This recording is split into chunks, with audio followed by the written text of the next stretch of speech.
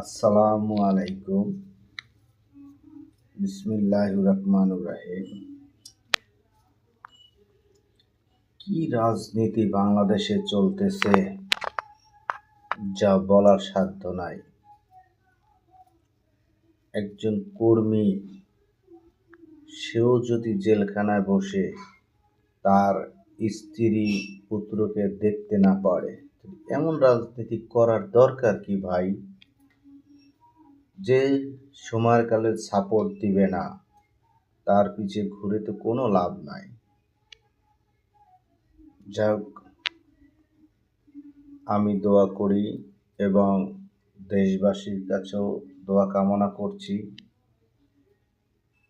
ওদের মাগফিরাত কামনার জন্য সবাই যেন দোয়া করে।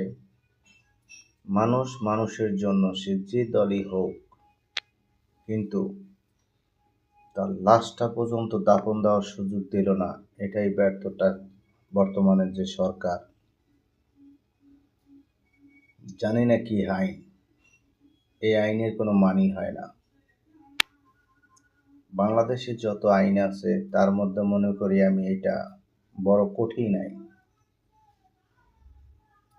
যাই হোক, প্রিয় দেশবাসী, যে যে দলই করেন, যদি বিপদে পড়েন নেত্রী বা নেতা যদি সামনে না দাঁড়ায়, তাহলে তার পিছে ঘোরার কোনো দরকার নাই। জয় হিন্দ, জয় আল্লাহ, জয় বাংলাদেশ। আসসালামু আলাইকুম।